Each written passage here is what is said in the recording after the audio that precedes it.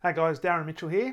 I trust you're doing well. I was having a conversation yesterday with a sales leader, and he was sharing with me that there's still a level of frustration that's happening within his team, particularly with some of the more senior guys over the isolation they're finding themselves in and not being able to do work face to face with their clients.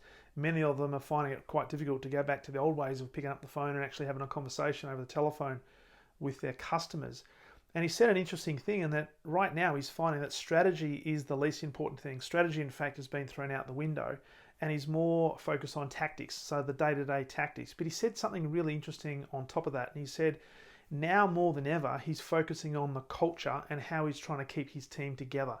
Given that most of his team are now, even though they're isolated, but they're still working in various parts of the state, they are finding it difficult to interact with each other. So his role as a leader now is to be even more focused on developing the culture. Now, in the best of times, I believe, and I'm a firm believer of this, that culture will always eat strategy for breakfast every single day.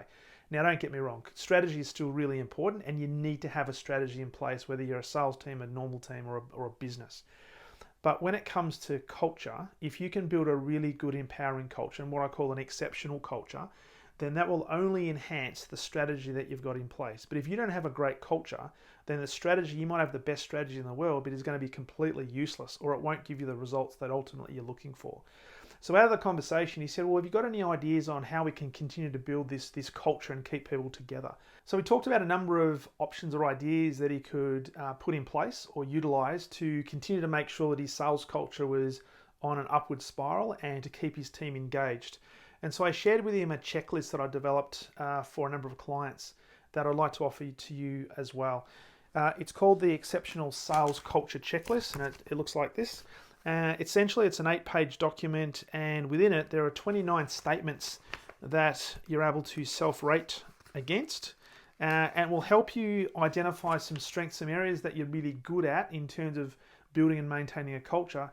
But what we'll also do is identify perhaps some gaps or some shortfalls that you might have, that if you can identify those and then work on them, that will help you enhance your sales culture and hence your team engagement. So I wanted to offer that for you today. Hopefully that would be of service to you. If you wanted a copy of this checklist, and it looks like this number of pages of questions or statements, simply comment in the comments below checklist and I'll be sure to get that sent to you. But what it does, it gives you an opportunity to identify the areas, as I said, that you're really strong in, but also some areas that perhaps you've got some shortfalls in. So I trust that will be of service to you. And if I can be of assistance, if you'd like some help in developing your sales culture, particularly in times like this, more than happy to have a conversation with you. So you can do two things: either drop a note in the comments list below, send me a private message on LinkedIn, or drop me an email, darren@darrenmitchell.com.au, and more than happy to have a conversation with you to see if I can be of assistance. So I hope business is going well, and as I said, if I can be of assistance, more than happy to have a conversation with you. So until next time, have a great week.